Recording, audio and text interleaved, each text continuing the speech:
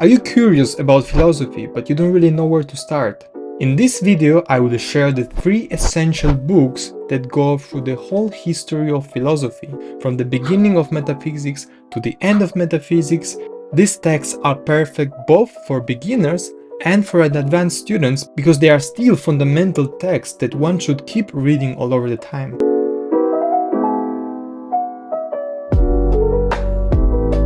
My name is Ivan. I'm a philosophy PhD student at the University of Freiburg in Germany. And this is Empyreon, the Academy of Philosophy and Fine Arts. I've been reading these 3 books over and over again, and each time I was surprised by their ability to bring to the light the great questions of philosophy. For this reason, if you are just a beginner of philosophy and you read these 3 books, this will certainly change your world perspective. But if you're already a philosopher accustomed to shifting perspectives, it's time to dust these books off and read them all over again. Before revealing this magical list of 3 books, I want to emphasize that these 3 books were very important for me and my journey of philosophy. Of course, instead of these books, you could have other books, other important authors. However, I selected these books based on specific and objective criteria.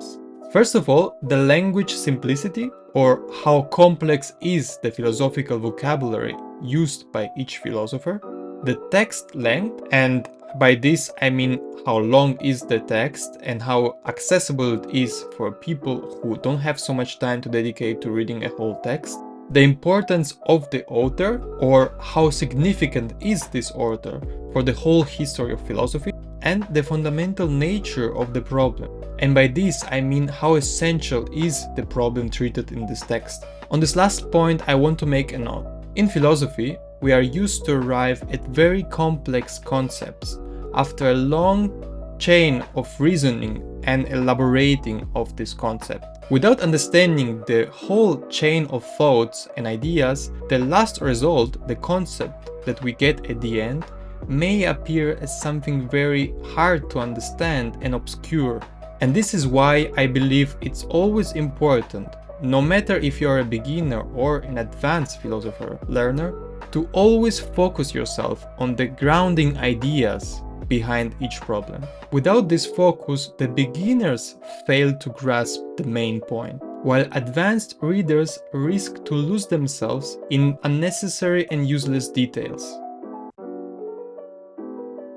The first text I chose was actually my first love in philosophy. Perhaps because it cleared my mind on what exactly philosophy is, perhaps because it has to do directly with the problem of love. I'm talking about Symposium from Plato, and it's a text where the problem of love is presented by different characters, one at a time. The language of the text is quite accessible because Plato skillfully assigns the language of each character to the role that he represents, and there's only one philosopher, who is Socrates, so his speech is gonna be slightly more difficult compared to the other characters. The length of the book is very short, it can be read in a couple of evenings. As for Plato's importance, it's without doubt one of the most important philosophers and the most influencing figures in the whole history of humanity. His myths, some of them are still popular nowadays. They are still represented in plays or in other books. They are still reinterpreted, and they have this universal meaning that it's kept being interpreted by many different authors.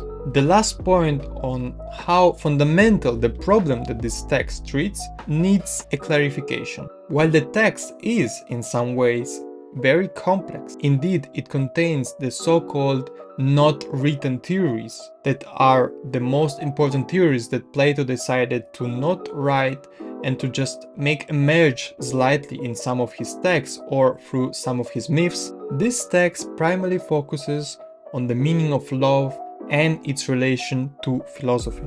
In the word philosophy, we find the ancient way of Greeks to express the word love, which is philos. This text explains this relationship between philosophy and love, and consequently the meaning of doing philosophy and being a philosopher. If we bear in mind this aspect of the hidden teaching, the not written theories, then this text is perfect for whoever is approaching for the first time philosophy. And for whoever is already an expert of philosophy or had to do with philosophy until now, this text is still perfect to read all over again and to get more deeper and deeper into these hidden theories. By the way, if you are interested about Symposium from Plato, you should totally check out our website empyreanacademy.com, where you can find more information, handouts, and recently published articles. The second philosophical book that I've chosen is The Discourse on the Method by René Descartes. Descartes is another fundamental author in the history of philosophy. He is often referred to as the father of the modern philosophy. He belongs to what later would be called as rationalism, as this philosophy and these theories come from the word ratio, which in Latin means reason. The Discourse on Method is written in a very accessible style, as it takes the form of a spiritual autobiography. In this text, Descartes explains how during his education and his studies, he felt as what was taught did not have a grounding and a solid foundation. From this realization, he began his philosophical and personal journey in order to find a strong principle capable of grounding all knowledge. Descartes introduces and assumes this method of doubting, and through this doubting he arrives at the very essential results. What is this ultimate certainty that we have about knowledge overall? Descartes expresses it in his very famous formula in Latin, cogito ergo sum, which means I think, therefore I am. This new principle overturns the traditional philosophy and perspective of the world by putting the thinking of the man in the center of the universe. In this sense, even God, who is assumed by Descartes as possible and necessary since he is a Christian, requires in this sense to be demonstrated by the thinking of the man. This is one of the reasons why Descartes is called the father of the modern philosophy. This text is also very brief and can be read in 1-2 evenings. This last book that I want to recommend you is actually a lecture delivered at a university and then later on published as a text. This text is also very short, and its author, who is Martin Heidegger, could be considered one of the most important and influencing figures of the last century. He also happens to be a former rector of the university where I'm doing and pursuing my PhD in this moment, which is the University of Freiburg. The book I'm referring to is the famous What is Metaphysics, or Was ist Metaphysik in German, where the entire tradition of metaphysics, beginning with Plato and then going through Descartes, is put into question. In this text, Heidegger references Descartes' famous image of the tree that he used to explain metaphysics. And Heidegger uses this same image to explain what does metaphysics is lacking. In this image, the tree's roots represent the metaphysics. The trunk of the tree symbolizes, on the other hand, the physics, or the old physis of the Greeks. The branches of the tree represent all the other sciences. And here Heidegger poses the famous question that challenges the whole history of metaphysics, which is, in this image, what is the ground from which the tree, through its roots, draws the nourishment? Heidegger's language, as you might already know, is actually very complex, especially if you don't read the text in its original language, which is German. This is because Heidegger doesn't use the words as mere tools to express something, but rather as opportunities to name things, to give a name to things, and thus achieve a more immediate understanding. However, this requires a very slow reading and a lot of practice.